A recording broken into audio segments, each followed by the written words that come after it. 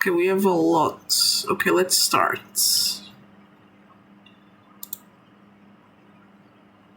Hello once again, theorists. Welcome to MatPat Plays. Today we are playing the scariest game of all creation. Probably never heard of it. It's called Okay, Five sorry. Nights at Freddy's. Here we go. What's this? It's a camera.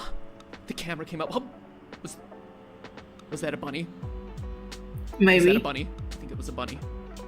Oh my gosh. I am so scared right now. Oh god! Oh. It was only the fan. It's only the fan. It's only a fan. I have never played a game this intense. Oh god! Shut the doors, shut the doors, shut the doors. My god, what's happening?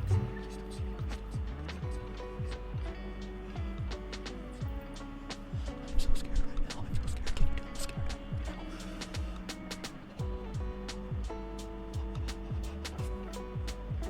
Okay, we're good. Oh! Ugh. Just the fan. Just the fan. Oh my god, what's I don't know happening? about you, but every time the camera makes the sound to come up, I pee a little bit in my pants. Sorry. What? That's it? That's it? It's a jump scare? It's a little bunny rabbit jump scare. Really? Really? Alright. I mean, oh god, it's so terrifying. Lol. There's the bunny rabbit, shut my door. Man, this is truly compelling gameplay. Oh my gosh, guys, I'm almost out of power. Bro. 1% and it's 5 a.m. I don't know if I'm gonna make it. Oh, please don't get me Freddy. Please don't get me Freddy. Is this what it takes? to get What me are the Freddy? three dots doing, bro? What's happening? Say, creator, what's on your heart? Say 3 points. 3 dots or something.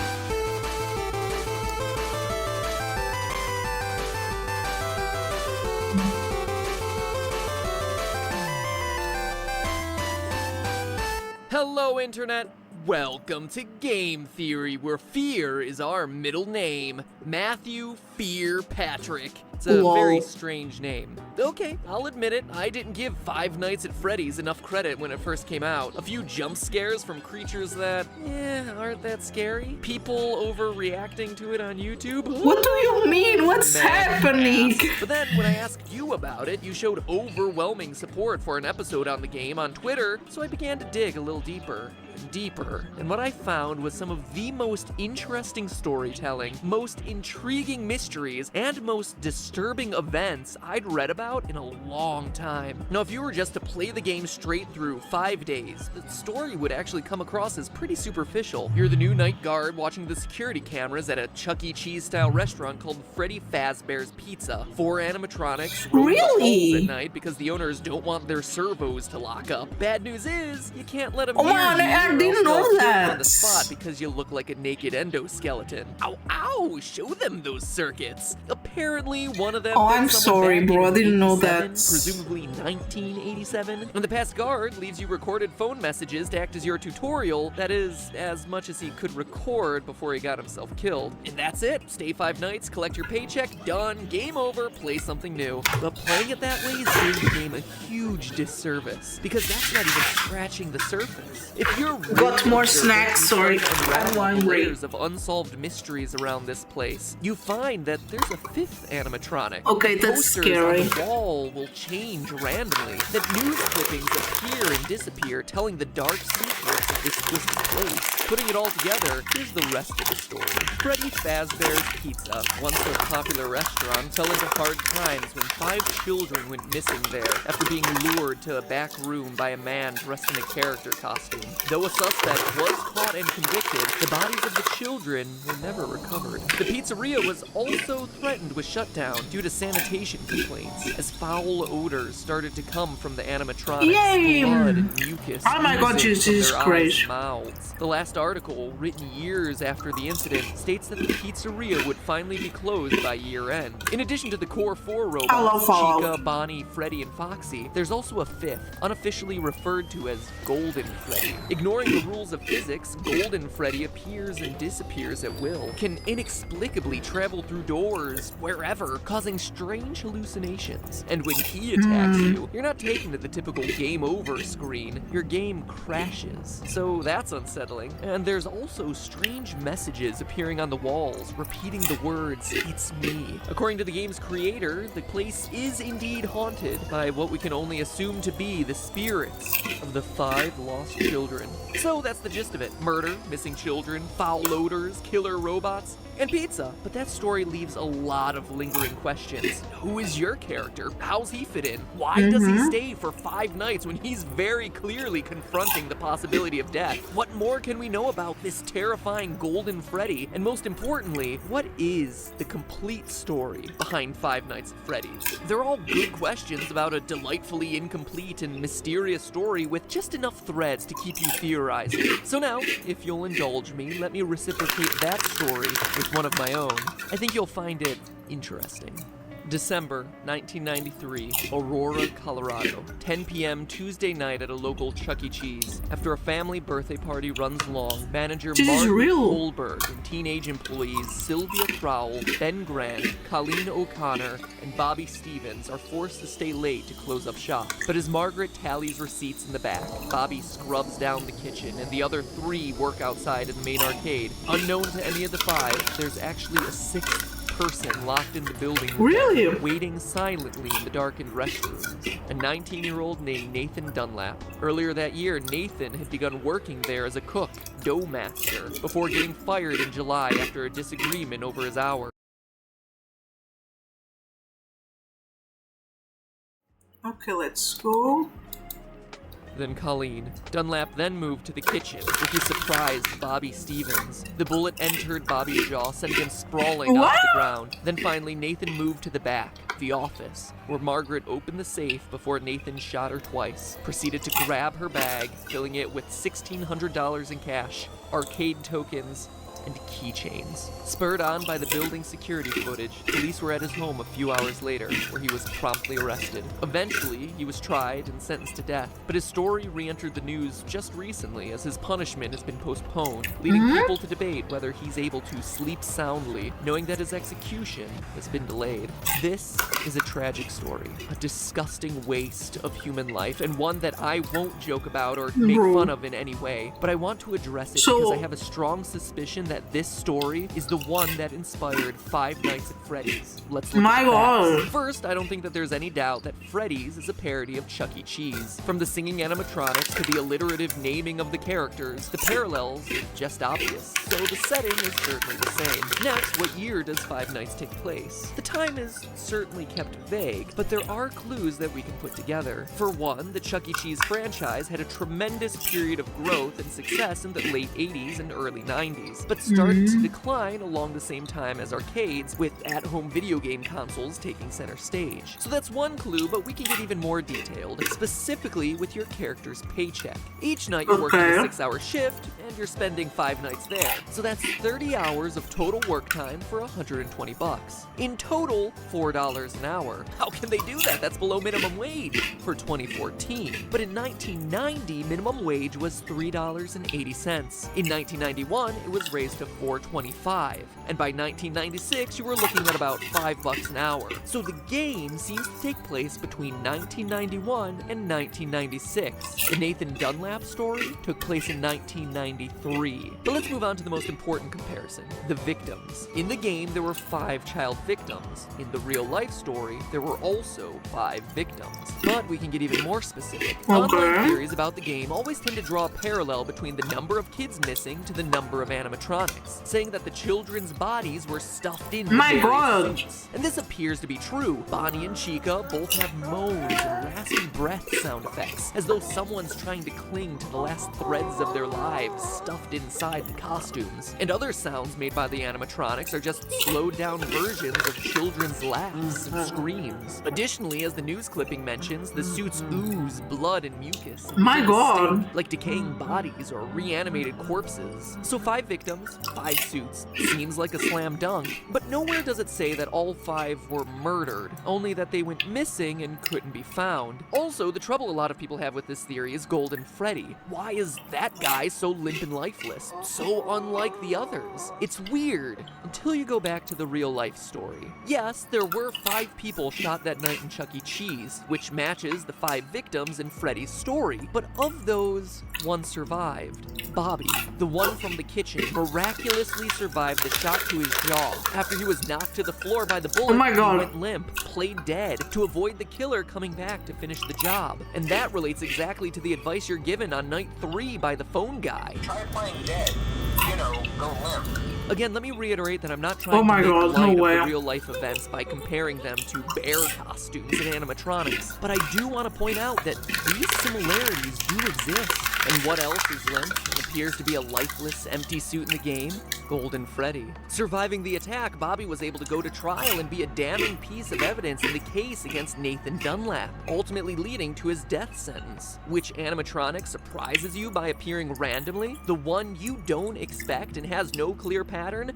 Golden Freddy. It's also worth mentioning that of all the cameras in the restaurant, one is always black, preventing you from seeing what's going on. That camera really? is located in the kitchen, leading many to assume it's where Golden Freddy hides, which just so happens to be the place Bobby was able to survive the attack. So I ask, odd coincidence or source of inspiration? In fact, if you think about it, the behavior of the animatronics really corresponds with key features of each of the real-life story's victims. We just covered Golden Freddy and Bobby, but the rest have strange parallels too. Bonnie goes into the utility closet filled with floor cleaning supplies, the most prominent ones being a mop and a broom. It's probably one of the most random rooms in the game, until you consider that Ben, the second victim, was vacuuming at the time of the attack. Foxy is kept sequestered in the back of the building, behind a curtain, more aggressive than all the rest, similar to the way...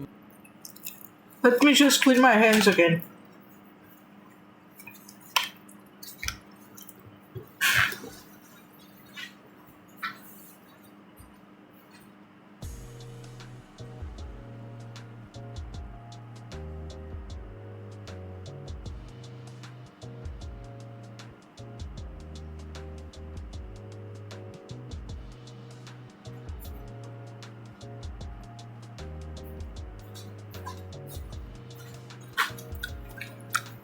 Sorry, I'm back.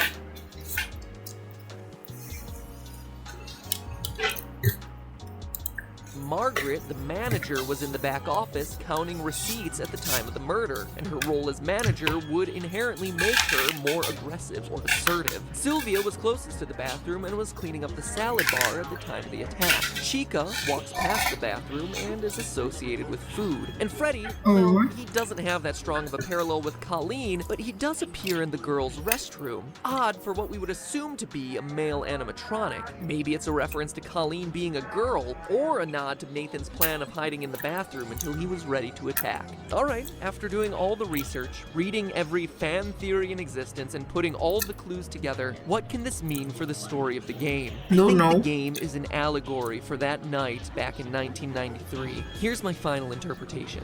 You, Mike Schmidt, are the murderer, former employee of Freddy's Pizzeria. Like Nathan in the real story, you were fired for the reasons stated in the Day 7 pink slip: tampering with the animatronics, being unprofessional, odor. Maybe it was your tampering with the robots that caused the infamous bite of 87. Regardless, like Nathan, you were mad and wanted to get even. So you lured children to the back using a costume, killed them, stuffed their bodies into the animatronic suits, hoping to get the place shut down, then left. Notice that the newspaper clippings never say it's an employee of the company luring the children away, but we know it must have been someone with access and knowledge of the employees-only section of the building. And as the newspaper clippings clearly show, just like Nathan, you were caught almost immediately, captured. Sorry on the for not security talking footage. much, You I'm were just arrested, trying to tried, and convicted, forced understand now this. to live on death row. The Freddy's Pizzeria you work in now are just the nightmares that haunt you, taunting you every night with the phrase, "It's me,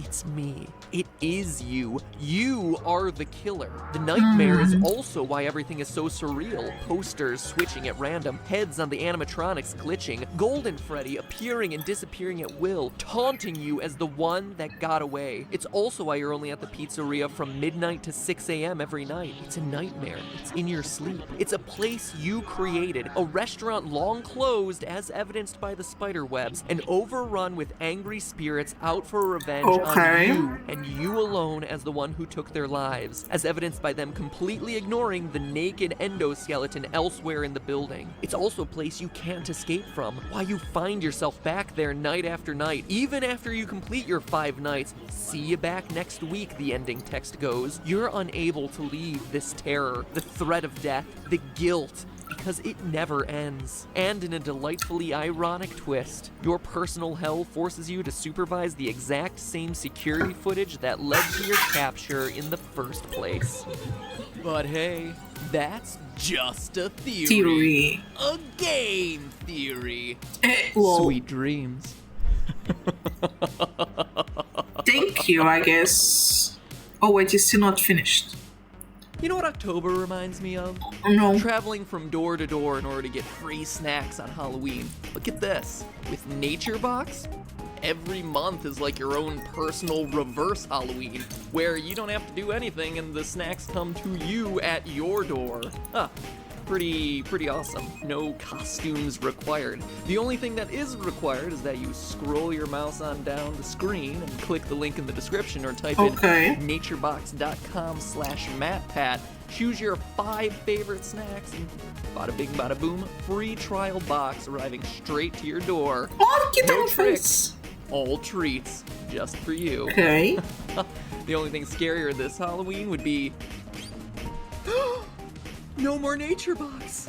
Oh, lol. That was super cheesy, I know, but seriously, their stuff is really good. So you should click the link in the description and check it out. And as always, thank you for supporting the sponsors who support us. It really does make a big difference on this channel for all us theorists. And now, if you'll excuse me, I need to go hide under the covers and rock myself to sleep because this episode was kind of creepy. And it's Yeah, it was still kinda dark creepy. in here, and never been good with the dark, so yeah, I'm gonna go now.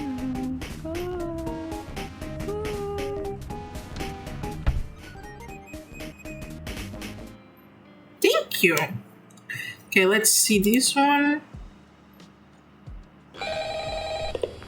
Hello? Hello? Oh, hello, and welcome to the new and improved Five Nights at Freddy's 2 video. I'm here to answer any questions the game may have left unanswered. The game's developer, he's a pretty tricky guy. Don't worry, though. We'll get everything cleared up. Oh, and, watch out for the puppet. Jesus.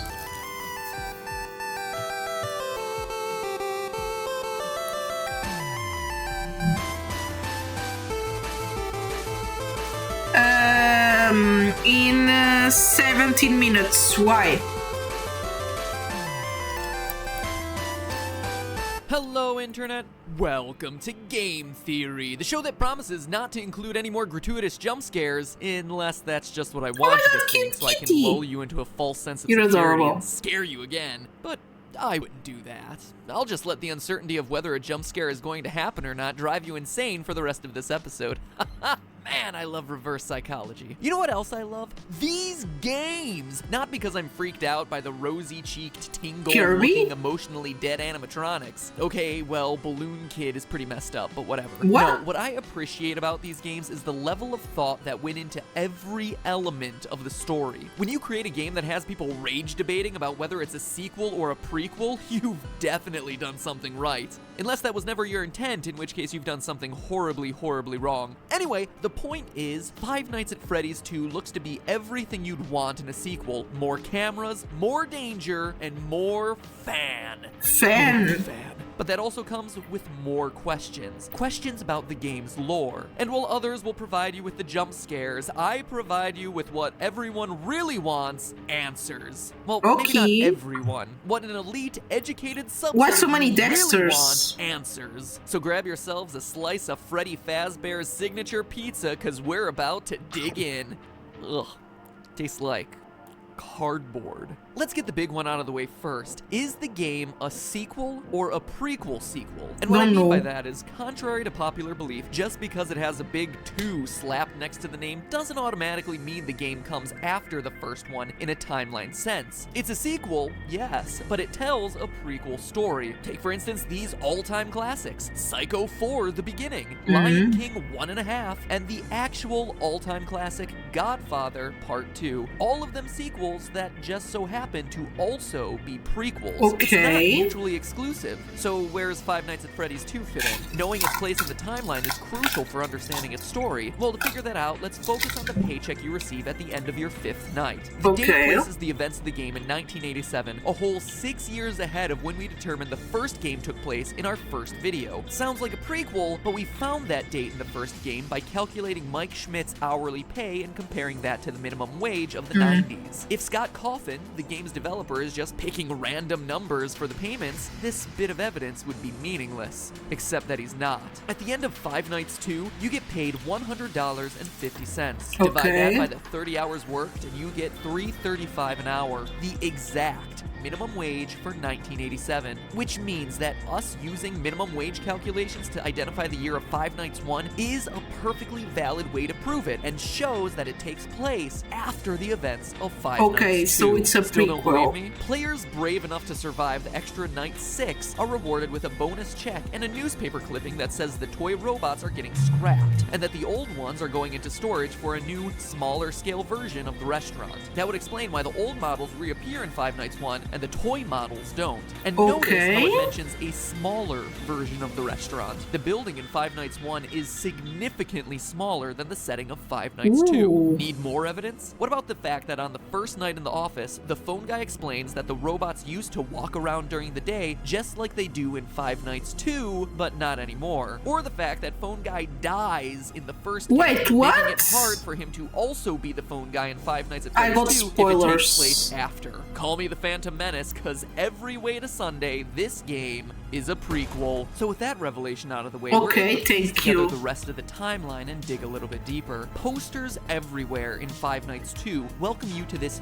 new location, implying that there was another Freddy Fazbear's Pizza somewhere before this one. Additionally, the phone guy makes reference to it on night 1, mentioning the old location and how it was left to rot. So we know that there was one Freddy Fazbear's Pizza for the first game, one for the second game, and one that came before both of them that we've never seen. But even before that, the phone guy also mentions an even older restaurant called Fredbear's Family Diner, which, aside from its confusingly different name, also had different owners. So let me recap. There's the restaurant from the first game, which is the last in the timeline. The one that you're currently working at in 1987 in Five Nights 2, an older location of Freddy Fazbear's Pizzeria left to rot, and the original Fredbear's Diner. Jeez, I hope you're still with me, because this is more complicated than the Zelda timeline. Wait, really? It's at this first location, the Diner, where the whole story begins. Submitted for the approval of the Game Theorist Society, this is the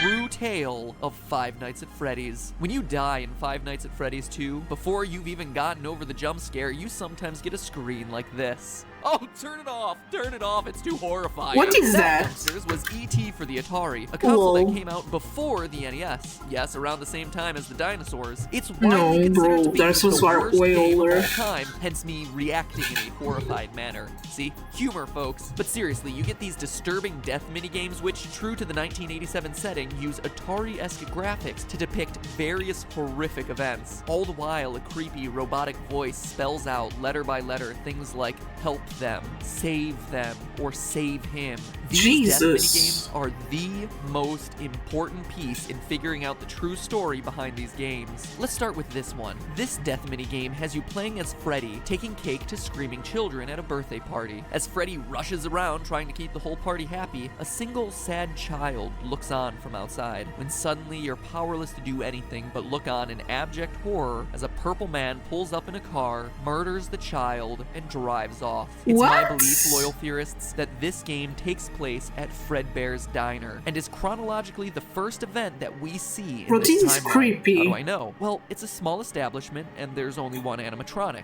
Freddy, as opposed to all the other games which show other robots. But more importantly, this murdered child is the one that sets everything into motion. One of the new tasks added to Five Hello, Nights at Shiny Freddy's 2 is Pikachu, how are winding a you? mysterious music box that we're told placates one of the animatronics. If you fail to wind the music box, what you're introduced to is this terrifying thing. Jesus. The puppet. It looks like No Face from Spirited Away. You know what else he looks like? Take a look at that murdered child again. See how his tear tracks remain visible on his face, even after he's dead? If we assume that they'll continue to stay with him into the afterlife, we can make a pretty good case that this kid's murdered Merry spirit Chrysler, eventually Shiny found its Pikachu. way Yeah, I into saw the that video now. animatronic. But that's not all. Yeah, thank What you so jump much. scare happens after this Save Him minigame? I was After seeing celebrating this like tear-stained an child's hour. murder reenacted in 8-bit, I'm just the still here in the puppet stream. jumps out of the screen and attacks you. Coincidence? I don't think so. I That don't incident know, marks that the must be first time the team is ever uncomfortable. Jeans are associated kinda with a violent act uncomfortable. carried out against a child, and we can infer that it was this I incident use that almost caused the every original time, owners like, of Fredbear's Diner to sell off to paints the company of, now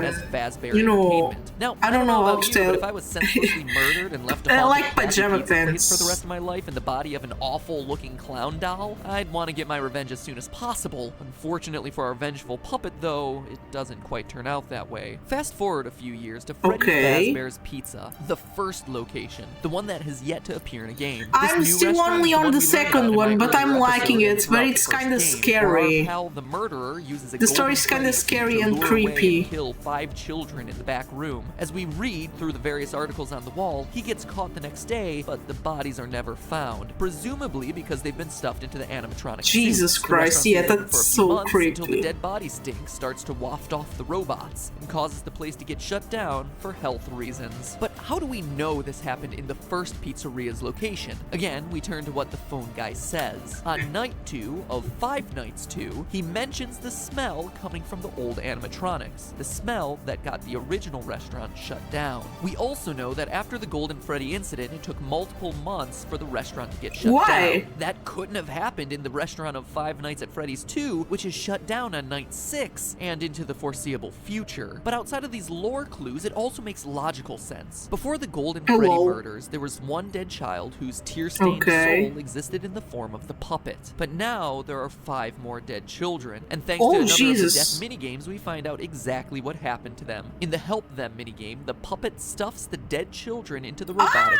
suits, giving their souls new life, and preps them for their eternal mission of vengeance. But Jesus. Pat, you say through your chattering teeth, there are only 4 dead children in that game. To which I tell you, look closer if you dare. For the frame right before Golden Freddy's head jumps out and attacks features the lost 5th dead child. Oh my and what God. started as a haunted puppet has suddenly become an army of possessed animatronics out for Jesus. revenge. But wait, that's not all we know. We also know the murder was committed by the same guy who killed the first child.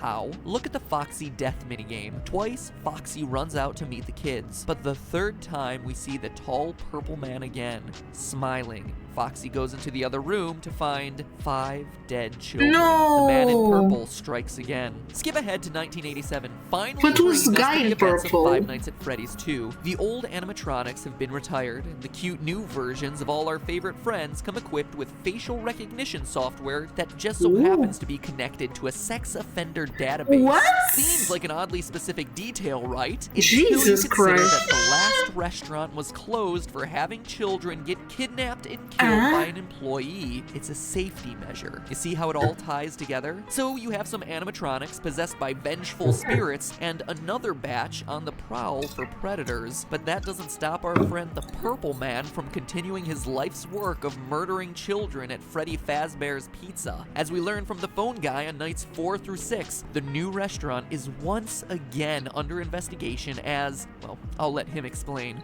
Hello. What on earth are you doing there? Didn't you get the memo? The place is closed down, at least for a while. Someone used one of the suits.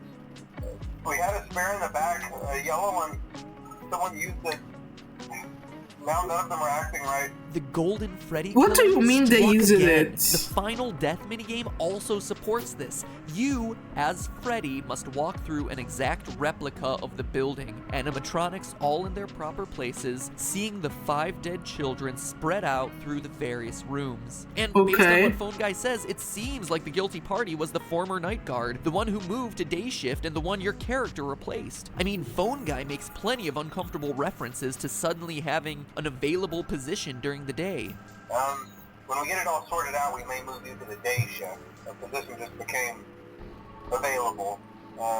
We don't have a replacement for your shift yet, but we're working on it. But is the Purple Man really someone we've never met and who's only worked there a week? Or is it someone we trust? Someone with a long history with these characters? Someone no one would suspect? I don't know. Head guard, the one forced to fill empty positions and teach new recruits by leaving them instructions over the phone. Is the Purple Man the phone guy? Ask yourself this. What do we really know about Phone Guy? Let's look at what he says. First, he always speaks like an outsider looking in. He refers to the management of the company as they. So he's not a higher up like the CEO or even a manager. But he's also not a typical day worker, as he says things like the employees and the staff. So he works there, but isn't generally considered a regular member of the company. We also know that he's qualified to take the role of a night guard. As we learn, he plans to take over the position sometime after night 6, and is on his way out of the position by the time the first game starts. For now, make it through the night. When the place eventually opens again, I'll probably take a night shift myself. I actually worked in that office before you. I'm finishing up my last week now. Impressive. Okay. What else do we know? Well, we know that Phone Guy has a long history with the company, being with it at least since the first pizzeria that we haven't played in. He also openly admits that Foxy the Pirate was always his favorite. Why? And he has never liked the puppet because, as he says, it was always thinking. See, I told you wouldn't have any problems. Did Foxy ever appear in the hallway? Probably not. I was just curious. Like I said, he was always my favorite. I'll be honest, I never liked that puppet thing.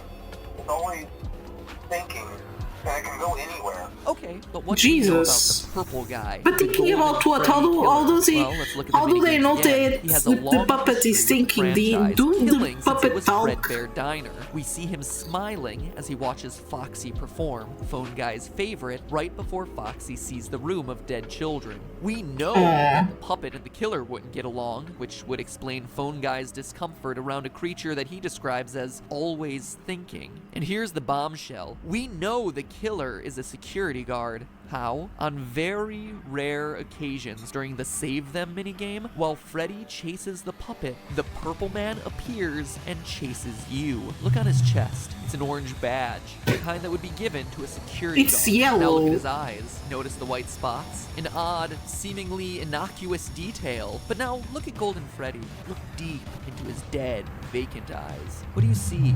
2 white spots. Pinpricks, really. Barely visible.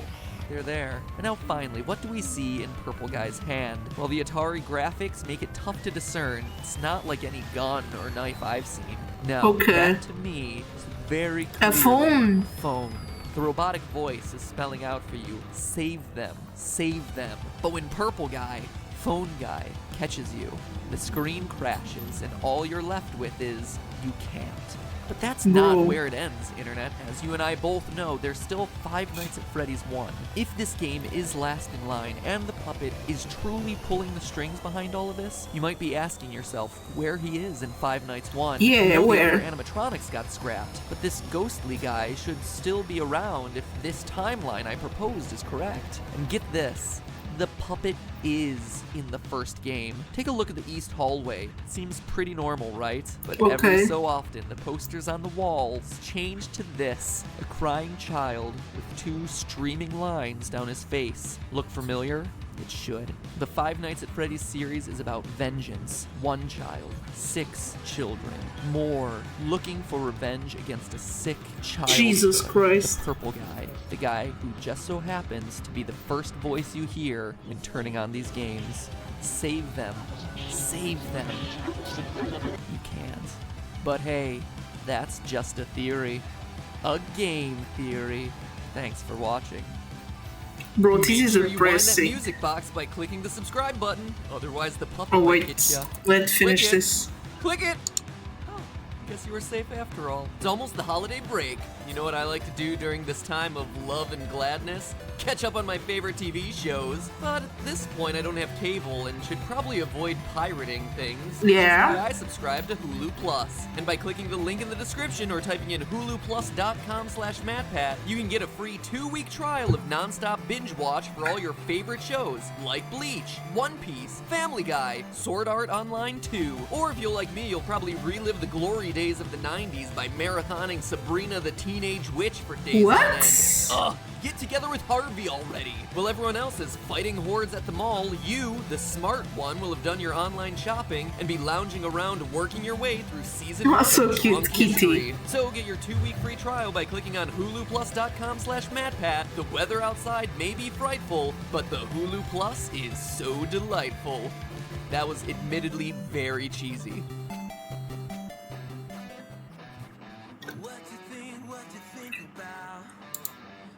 Okay, thank you so much.